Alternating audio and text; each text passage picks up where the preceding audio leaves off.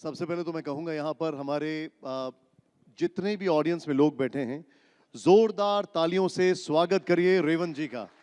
Thank you very much. हमारे मंच पर पहली बार आ रहे हैं, बहुत बहुत आभार sir. Thank you very much for finding తెలుగులో टाइम। స్వాగతం సుస్వాగతం.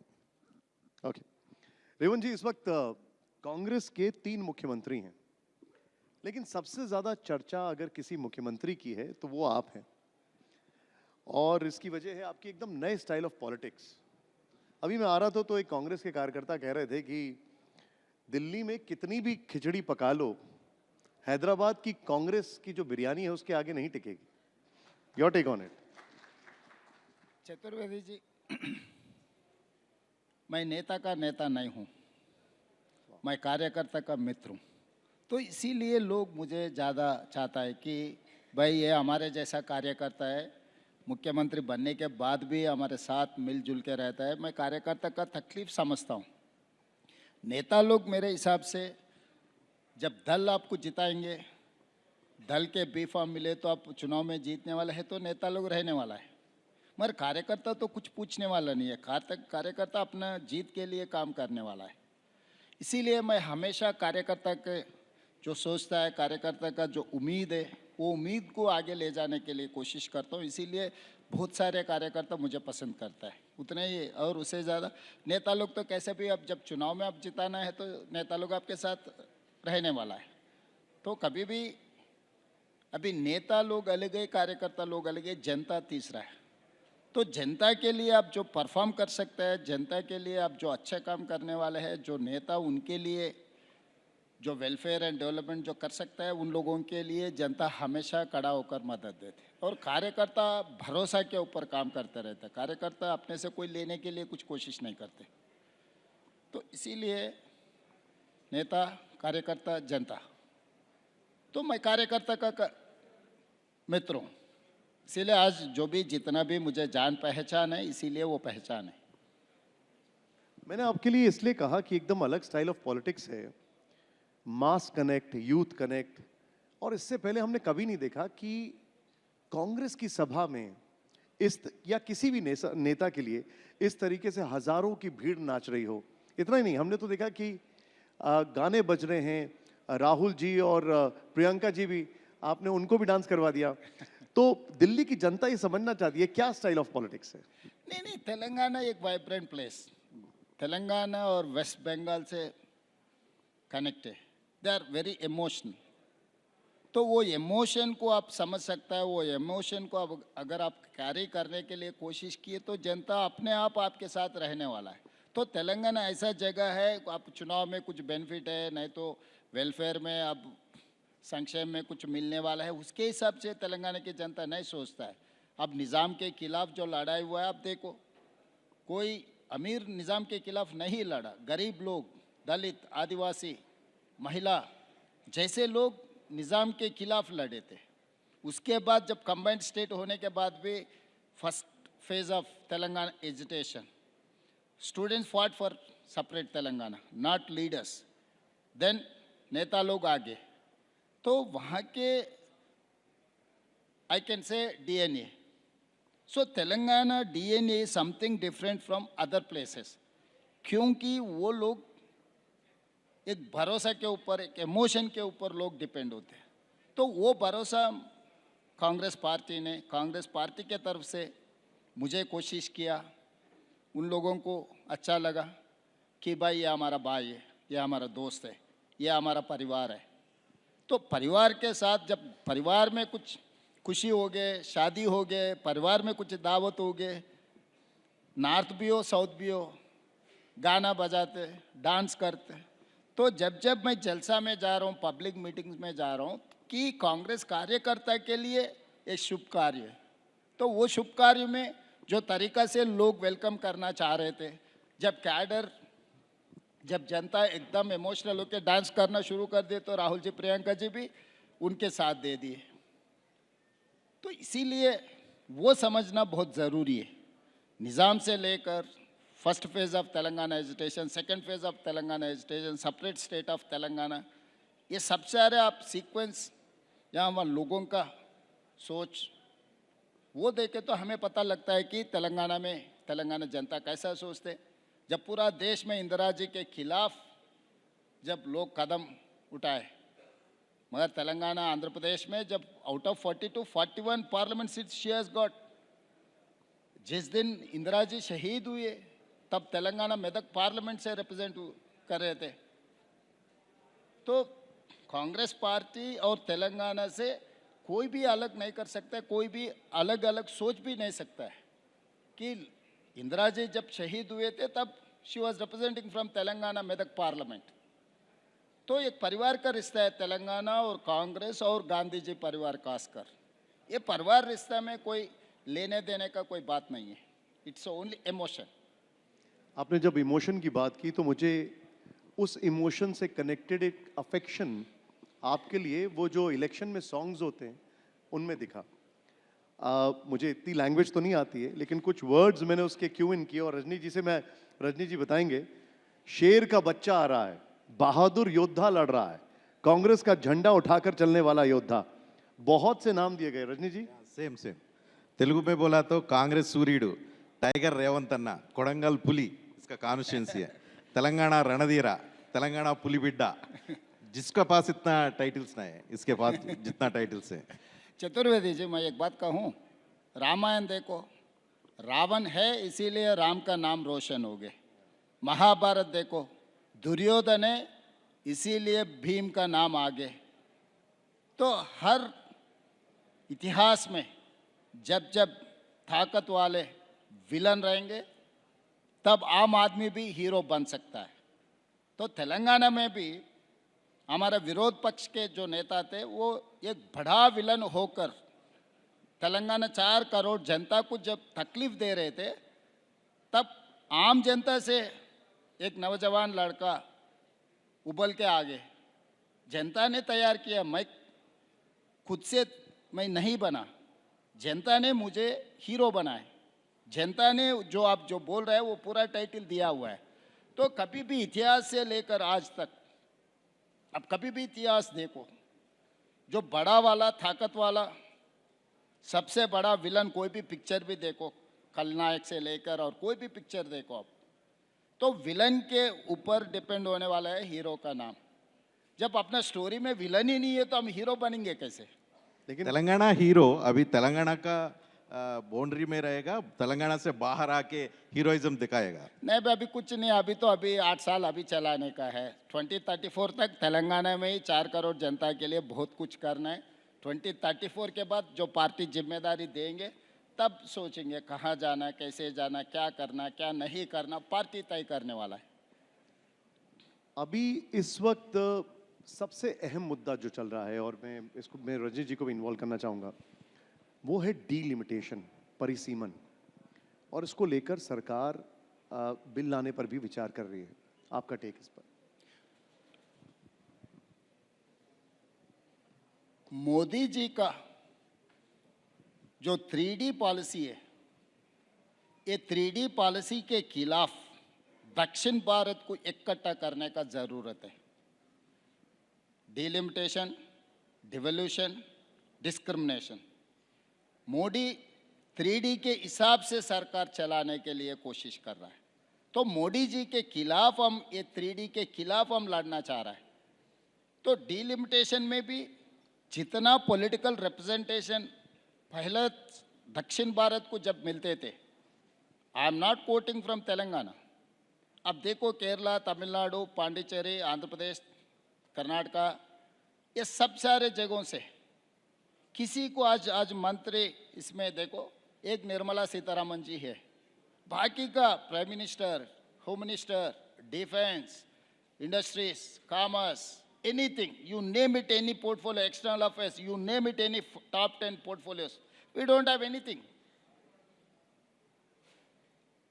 ये पॉलिटिकल रिप्रेजेंटेशन में इतना साउथ के लिए नुकसान हो जा रहा है। ये एक हमारा नेता थे Venkaiah Naidu ji, vice president of India, उनको जब मौका मिला था प्रेसिडेंट ऑफ इंडिया बनने के लिए, घर खाली करवा दे के उनको हैदराबाद भेज दिए। तो हमारा जान पहचान कुछ नहीं है दिल्ली में, नॉर्थ में। तो मोदी जी आने के बाद पॉलिटिकल डिस्क्रिमिनेशन बहुत ज़्यादा हो गया। जब इंदिरा जी से लेकर जो ताकत वाले प्राइम मिनिस्टर थे, हर बार नॉर्थ से अगर कोई प्राइम मिनिस्टर बने तो दक्षिण को हम राष्ट्रपति दे रहे थे। लेकिन रेवंत जी, गृह मंत्री जी ने कई बार यह भरोसा दिलाया है कि, और उन्होंने कई बार कहा भी है कि किसी के साथ कोई नाइंसाफी नहीं होगी, किसी भी दक्षिण भारतीय राज्य के साथ कोई नाइंसाफी नहीं होगी। तो प्रॉब्लम क्या है, आपकी नाराजगी क्या है? नहीं नहीं, कहने का अलग है, करने का अलग है। हाथी का दांत खाने का अलग है, दिखाने का अलग है। जो हाथी का दांत दिखता है वो खाने के लिए नहीं है।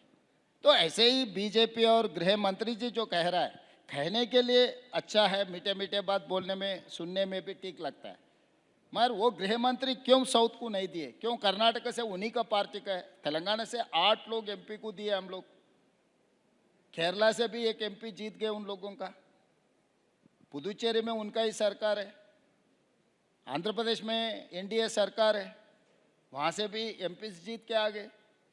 तो इसका मतलब क्या है? हम नहीं चला सकते क्या ये सरकार को?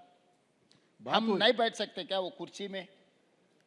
तो इसका मतलब deliberately they are doing this mischief. चलो ये छोड़ो, वेंकैया नायडू जी को क्यों राष्ट्रपति नहीं बनाए?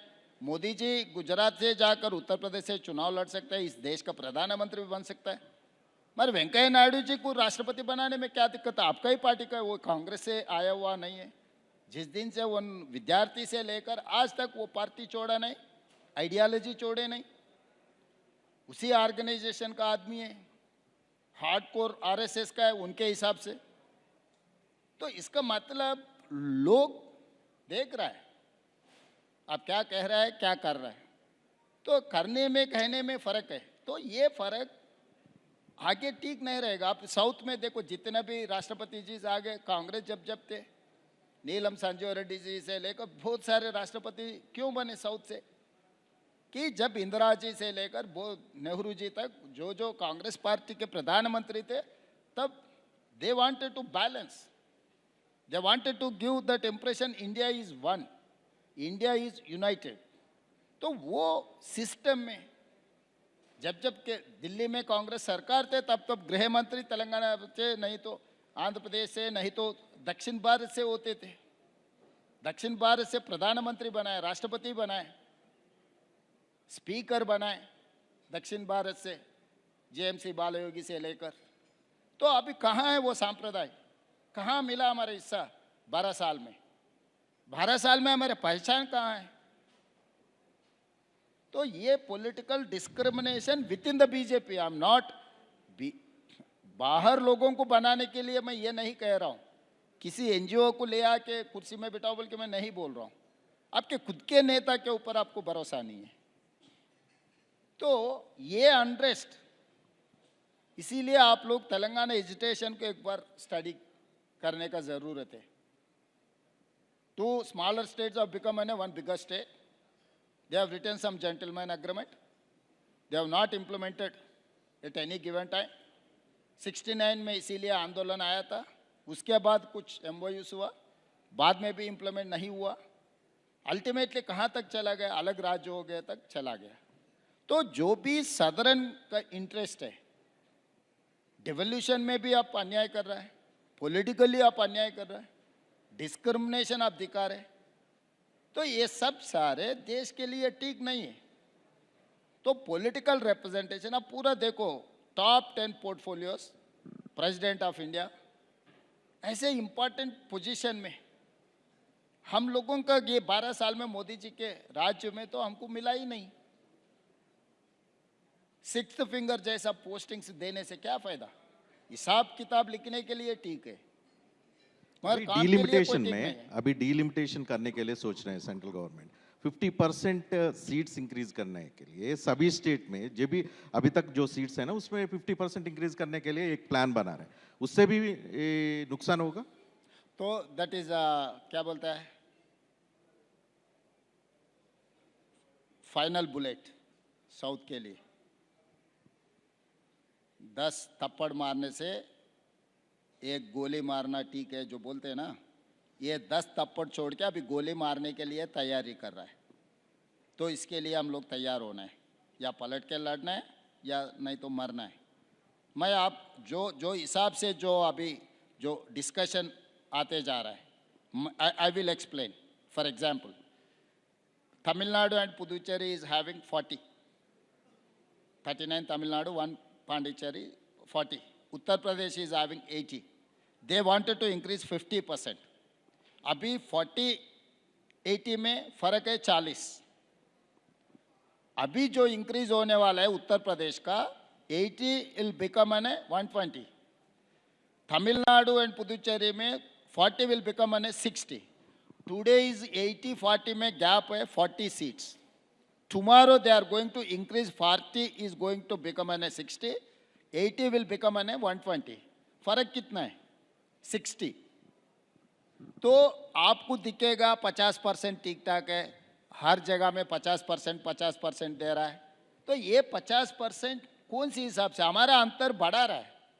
आज 40 है फर्क यूपी एंड तमिलनाडु में, तो आगे आप 60 हो जा रहा है.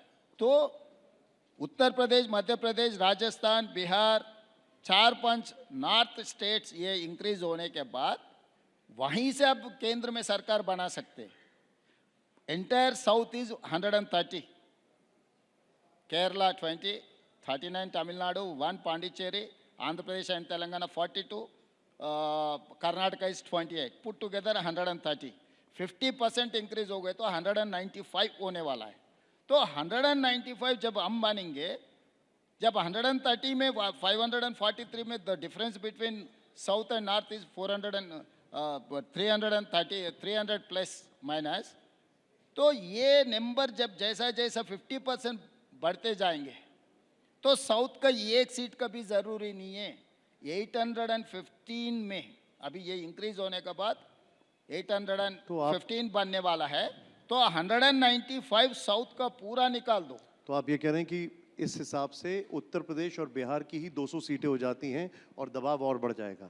तो हमारा कोई ज़रूरत ही नहीं है, हमको कोई पूछने वाला नहीं है. आज सरकार बनाने के लिए कर्नाटक में कुछ सीट का ज़रूरी है, तेलंगाना से कुछ सीटों का ज़रूरी है, आंध्र प्रदेश अलायंस का ज़रूरी है, तमिलनाडु में उन लोगों के लिए कोई अलायंस का ज़रूरी है. आगे किसी का भी ज़रूरत नहीं है. आगे किसी दक्षिण भारत से कोई केंद्र सरकार में दिल्ली नेशनल पॉलिटिक्स में हमारे लिए कोई जगह ही नहीं है. हम आना भी बेकार है इतना दूर. जो रेल के जो विमान के खर्चा भी नुकसान हो जाएंगे हमारे लिए. Political we are going to become an 0. तो ये 50% जो पॉलिसी बोल रहा है उसी में कॉन्स्पिरेसी है. तो वो उससे कोई फायदा नहीं है. Even population, if they wanted to take even population also, that is also will become a problem for us.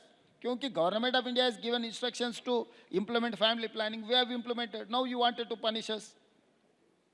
तो मेरा सुझाव ये है कि मोदी जी को यहाँ TV9 प्लेटफॉर्म से आज जो अंतर है, जितना भी इंक्रीज करो, जितना परसेंटेज भी इंक्रीज करो, नॉर्थ साउथ का डिफरेंस उतना ही रहना है. आज 543 में 130 हमारा है, तो 413 उन लोगों का है. सो 113 130 अगर 413 में अब निकाले तो जितना बैलेंस है गैप है, अब जितना भी बढ़ा उतना ही गैप रहना है. आप 50% करने के वजह से जो एग्जाम्पल बोला है मैं तमिलनाडु उत्तर प्रदेश के, तो 40 will become an 60, 80 will become an 120. आज जो डिफरेंस है 40 है, tomorrow it will become an 60. तो मेरे से क्यों पूछेंगे भाई? बार्गेनिंग किसके साथ में होता है? इक्वल्स के बीच में बार्गेनिंग होता है. बराबर हिस्सेदार से चर्चा हो जाएंगे, बराबर हिस्सेदार के बीच में डील हो जाएंगे. हम हिस्सेदार ही नहीं है, हमारे से कौन चर्चा करने वाला है? इसी मामले में साउथ का जो 5 स्टेट है, यूनिटी से आके सेंटर से फाइट करना पड़ेगा. जरूरत है, जरूरी है. इससे पहले स्टालिन ने एक मीटिंग किया था, उसके बाद मैं तेलंगाना में करने के लिए उसी दिन मैं अनाउंस किया था. तो बाद में सरकार ने इसको सेंसस के बारे में, कास्ट के बारे में कुछ पॉलिसी बनाया. तो हम लोग जब ज़रूरत है तब बनाने के लिए कोशिश कर रहे थे. आज तो ज़रूरत आ गए. My elder brother DK Shiv Kumar ji is here. It is not for political parties. I am not saying that this is favour to BJP, this is against Congress, this is against south India. My line is straight. उत्तर भारत दक्षिण भारत में अंतर बढ़ाने के लिए जो एनडीए सरकार कोशिश कर रहा है उसको रोकने का ज़रूरत है। वो रोकने के लिए हम कोशिश करेंगे, हम आवाज़ सुनाएंगे, क्योंकि तेलंगाना को पता है पहले से, निज़ाम से लेकर आज कंबाइंड आंध्र प्रदेश तक हम लड़के हासिल किए, किसी ने हमको मुफ्त में नहीं दिया। आज दक्षिण भारत को जो अन्याय हो रहा है, अन्याय करने के लिए जो एनडीए जो कोशिश कर रहा है, ये ठीक नहीं है, ये देश के लिए भी ठीक नहीं है। तमिलनाडु केरला में जो इलेक्शन चलने वाला है उसमें स्लोगन बनेगा ये? या जरूर है। मैं अगर मैं कैंपेन में गए तो मैं यही मुद्दा से बोलूंगा, क्योंकि मोदी जी का हमेशा दल की बात है, देश की बात नहीं है, जनता की बात नहीं है। अपने दल जीत गए तो सब कुछ जीते समझता है, वो ठीक नहीं है। कांग्रेस का फिलॉसफी था पहला देश, बाद में जनता, तीसरा दल। पर भारतीय जनता पार्टी आने के बाद, मोदी जी अमित भाई आने के बाद, दल पहला हो गए, भारतीय कार्यकर्ता और नेता लोग दूसरे हो गए, तीसरे देश हो गए। सो ये देश के लिए जो अच्छा है, इंदिरा जी से लेकर नेहरू जी से लेकर राहुल जी तक देश के लिए हम लोग सोच रहे हैं। हमारे लिए पहला देश, उसके बाद जनता, तीसरे जगह में दल है।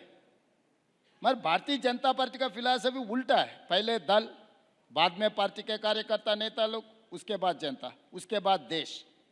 तो देश के लिए जो अच्छा है वो चर्चा करना। इतना दिन कोई ऑल पार्टी मीटिंग नहीं लगा है, वो डिसाइड करने के बाद आज ऑल पार्टी मीटिंग लगा रहे। आप डिसीजन ले लिए, फिर ऑल पार्टी क्यों? कभी भी आप कोई डिसीजन लेना चाहता है तो तब ऑल पार्टी मीटिंग लगा दो। भाई हम लोग ये सोच रहे हैं, आपका सुझाव क्या है, कैसे आगे जाएंगे, क्या करना चाहिए, टर्म्स ऑफ रेफरेंस क्या रहना है। इससे पहले हम डिलिमिटेशन किए, कौन सी तरीका से किए। जब इंदिरा जी ने किया, जो what were the terms of reference 2002, Atal ji ने डिलिमिटेशन के लिए फिक्स किया था, तो टर्म्स ऑफ टीओआर क्या थे, उसी के ऊपर चर्चा करना था। अभी पूरा डिसाइड हो गए, 50% बढ़ाने का, वुमेन रिजर्वेशन का, सब कुछ डिसाइड कर लिए। सब कुछ डिसाइड होने के बाद हम किस लिए बुला रहे? अब जो बोल रहे हैं वो सुनने के लिए बुला रहे। सो सुनने के लिए हम टीवी 9 में भी सुन सकते हैं ना, फिर जाके बैठकर क्या सुनने का है। सर आप टीवी 9 पर आए, इसके लिए एक बार फिर से वैसे थैंक यू। लेकिन एक और इशू है, और ये सोशल मीडिया पर बहुत ज़्यादा आजकल चल रहा है। वो दो मॉडल ऑफ गवर्नेंस हैं, एक है Telangana model versus Gujarat model of governance. आपकी इस पर क्या राय है? Gujarat model is Modi model, Telangana model is rare model. तो मॉडल में इंडिविजुअल को, इंस्टीट्यूशन को जितना फ़र्क है उतना ही फ़र्क है। तेलंगाना में हम काम करने के बाद बोलते, गुजरात में बोलने के बाद काम करने के लिए कोशिश करते हैं। अब इतना चर्चा है गुजरात के डेवलपमेंट के बारे में, चलो will go to Ahmedabad, will go to Hyderabad, आप कंपेयर करो हर चीज़ में। मगर जितना नाम रोशन हो गए, जो गिफ्ट सिटी के बारे में चर्चा कर रहे, तो टैक्स हेवन कंट्रीज सुना है। अभी गुजरात में टैक्स हेवन एक एरिया बना है, तो वहाँ पर आप कुछ भी करो 12 खून माफ है। It's a part of India. तो गुजरात में गिफ्ट सिटी के लिए इतना एग्जाम, उनका पार्टी भी तेलंगाना क्षेत्र में है, उनको भी वोट डाले। मुझे 8 सीट मिले तो उनको भी 8 सीट मिला है तेलंगाना से। तो he cannot become an A brand ambassador for Gujarat. देश का प्रधानमंत्री देश का ब्रांड एम्बेसडर बना है। आप Japan, German, China, South Korea, Taiwan, हर जगह से इन्वेस्टमेंट अट्रैक्ट करो। देश में जहां लोकल टैलेंट है वो टैलेंट के हिसाब से आप पुश करो। सेमीकंडक्टर जो हमारे लिए आया था, आखिरी दिन में निकाल के और कहीं दिए दिए। सो हर जगह में ये जो तरीका है, जो तरीका से सरकार चलाने के लिए जो कोशिश कर रहा है, वो ठीक नहीं है। लेकिन वो सर वो कहते हैं कि ये जो तेलंगाना मॉडल है, ये बीजेपी का आरोप है, ये गुजरात मॉडल से ही इंस्पायर्ड है। भाई मैं किसी का भी वो अच्छा प्रैक्टिस, अभी ब्रिटिशर्स में land acquisition act 1894 land acquisition act, till 2013 we have adopted that land acquisition act. तो अंग्रेज़ों के खिलाफ हम लड़ लिए, आज़ाद ले लिए, शहीद हुए, फिर भी अंग्रेज़ का जो सिस्टम है हम अडॉप्ट किए। सो अच्छे सिस्टम कहीं पर भी हो, अंग्रेज़ों से भी सीख सकते, गुजरात से भी सीख सकता है। जो गुजरात के अगर साबरमती रिवर फ्रंट बहुत ज़बरदस्त बना है बोल के बीजेपी वाले बोलते, हम हमारे टीम को अहमदाबाद भिजाया साबरमती रिवर फ्रंट देखने के लिए, including officers, political representative, corporators, MLAs, minister, सबको भिजाया था। हमारे एमपी लोग भी गए। सेम हम लोग Hyderabad Musi river development front बनाने के लिए कोशिश किए तो पूरा बीजेपी वहाँ बैठकर हम नहीं बना देते, खाली मोदी जी बनाने, रेवंत जी नहीं बनाने। ये क्या तरीका है? मोदी जी बोल सकते हैं ना कि भाई हम लोग अहमदाबाद में एज ए चीफ मिनिस्टर ये हैज़ डन। देश में अगर कुछ भी डेवलपमेंट हो गया ना, इन्वेस्टमेंट वहाँ जाएंगे, तो हम गरीब दिखे तो वो अमीर दिखेगा। जब हम भी अमीर बन गए ना, उनके हमारे में कोई अंतर नहीं है। लेकिन सर वो कई बार आपके ऊपर आरोप लगाते हैं, उनमें से एक आरोप है कि आप फिजूल खर्ची कर रहे हैं। जैसे मूसी रिवर फ्रंट की अगर बात की जाए तो आप उसमें बहुत विशाल महात्मा गांधी जी की मूर्ति बना रहे हैं, दुनिया की सबसे ऊंची मूर्ति। वो कह रहे हैं हजारों करोड़ उस पर खर्च हो रहे हैं। So it's a political, hardly we are spending 75 crores on Mahatma Gandhi ji statue. So जब कन्याकुमारी में जब महात्मा जी का जो एशेस लगा है दो समुंदर के किनारे पे, और यहाँ पर भी मूसा ईसा नदियों के किनारे में बापू घाट बना है, it's an place of worship. तो वो जगह के लिए कुछ इम्पोर्टेंस है। तो ये फिगर्स तो जो बताते वही हैं, जगह अभी देखो व्हाट्सएप यूनिवर्सिटी है ना, मोदी यूनिवर्सिटी, आपको तो पता है, मैं क्या बोलूं, आपको सबसे ज्यादा पता है। करोड़ों लोग उसी में कारीगर लोग हैं, लाइक करने के लिए 20 रुपये, कमेंट किए तो 100 रुपये। पूरा व्हाट्सएप यूनिवर्सिटी जो चल रहा है, व्हाट्सएप यूनिवर्सिटी जो क्रिएट कर रहा है वही है। मैं officially I have given power point presentation Taj Krishna, I have invited everyone including NGO, social organization, political parties, all media people I have invited. I have given 3 hours PowerPoint presentation on that phase 1 of Musi. I have told in detail. I have expressed my anguish.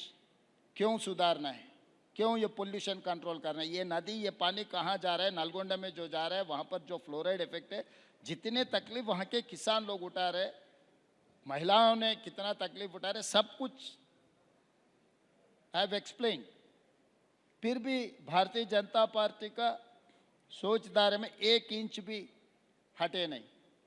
वो BRS Telangana में model paper बनाएंगे, अगला दिन ये पढ़ के परीक्षा लिखने वाले है।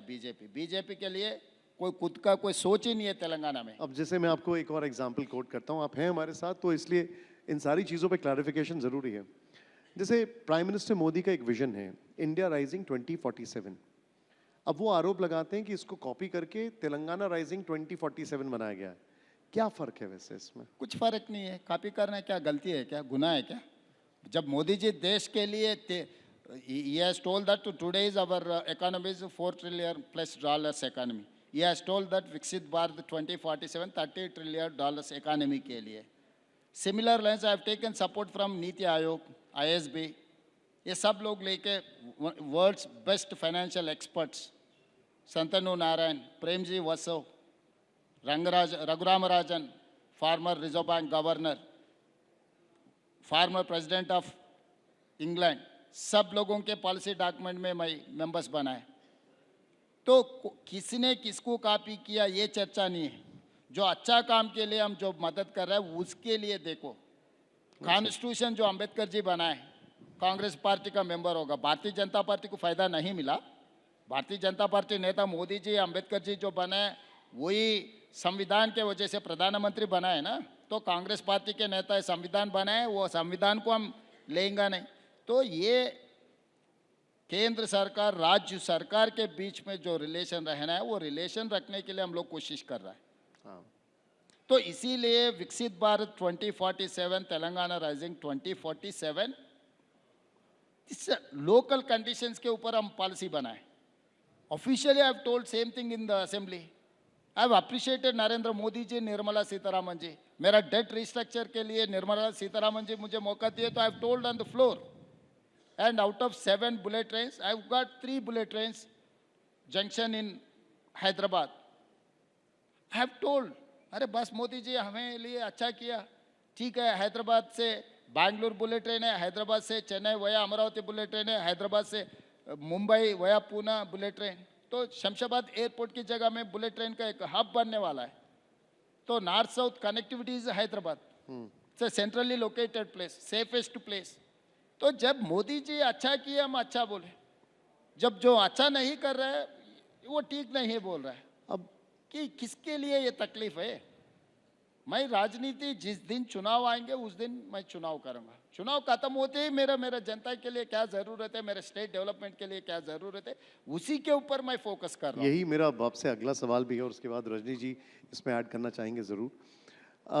आपकी जब सेंसेशनल विन हुई उसके पीछे एक बहुत बड़ा रोल जो आपने 6 गारंटीज दी थी उसको दिया जाता है। रेवंत अन्ना की 6 गारंटीज, वो एकदम it was a sensation all over. अभी उनका क्या स्टेटस है?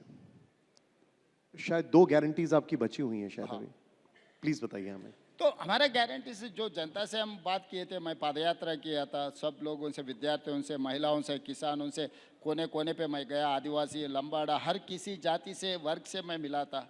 लोगों के तरफ से जो डिमांड है, उन लोगों का जो तकलीफ मेरा आंखों से देखा है, सीइंग इज बिलीफ। मैं जनता को जब तकलीफ जब देखा है, दूसरे लोगों को, भारतीय जनता पार्टी लोगों को गरीबी एक एक्सकर्शन है, वो लोग बेंच कार में जाना है, गरीबी कहाँ है, गरीब कैसे रहता है, उन लोग ढूंढ ढूंढ के देखना पड़ता है। लेकिन आपने पब्लिक को वादा किया था 2.5 ईयर्स पहले, वो आपका वादे से पब्लिक ने आपको जीताया। लेकिन अभी 2.5 ईयर्स होने के बाद भी 6 गारंटी में 2 गारंटी अभी तक इम्प्लीमेंट नहीं किया, तो कांग्रेस को कैसे कॉन्फिडेंस मिलेगा? वो इसीलिए मैं हैसो बात कुल्लम कुल्ला बोल दे रहा हूँ। उस दिन 3 लाख करोड़ रुपए खर्चा है बोल के बोले थे, हम आके हिसाब किताब देखे तो दिसंबर 7, 2023 में देखे तो 8 लाख था। इतना दिन छुपा के रखे थे। एक बार 3 लाख से मेरा खर्चा 8 लाख जब हर बैंक वाले आके खड़ा हो रहे थे, 7 तारीख में जिम्मेदारी लिए, मेरा कोई सरकार एम्प्लॉय को सैलरी भी नहीं दिए थे। सैलरी देने के लिए बात किए तो रिजर्व बैंक वाले बोले भाई ये महीना भी 4,000 करोड़ रुपए हैंड लोन ले लिए, आपका तो कुछ है नहीं है, आपको मिलेंगे कैसे।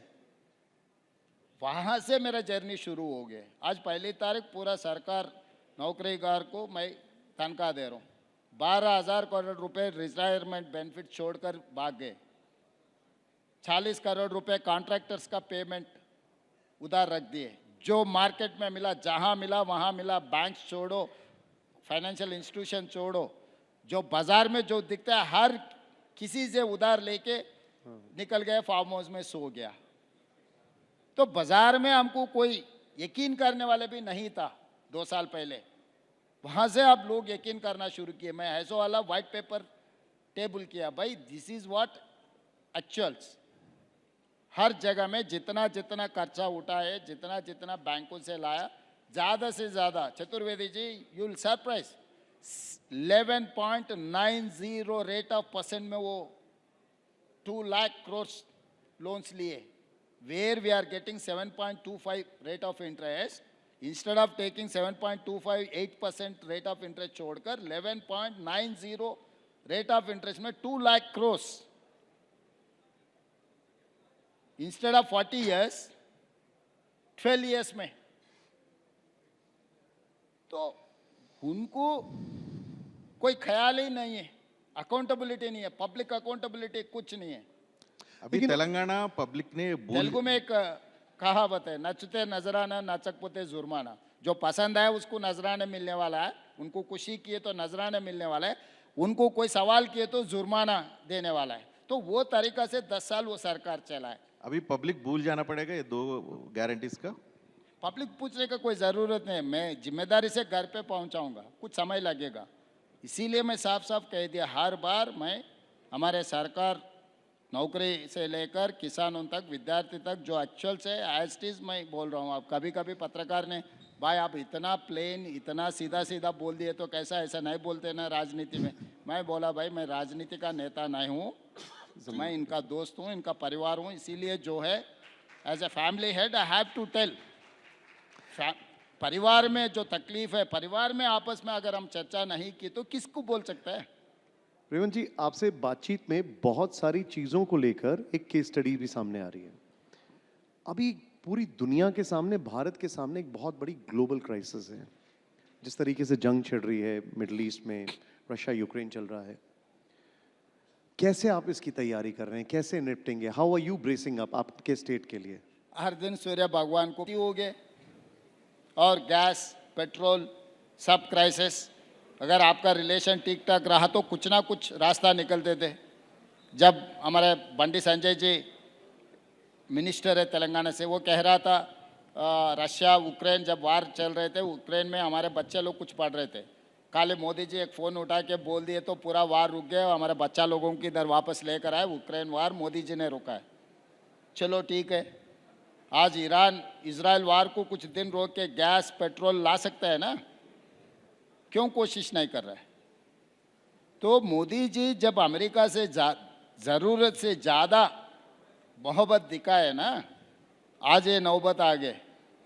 पहले हमारा रिलेशन न्यूट्रल था चाइना से, अब चाइना आपको अगेंस्ट हो गए। जो न्यूट्रल, जो आपके साथ थे वो न्यूट्रल हो गए, जो जी। न्यूट्रल था आपका दुश्मन बन गए। तो ये एक्सटर्नल अफेयर्स पॉलिसी में हम फेल हो गए।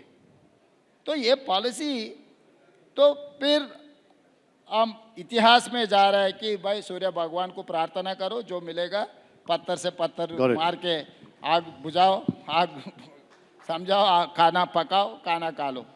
क्योंकि गैस पेट्रोल ये सब शॉर्टेज होते जा रहा है।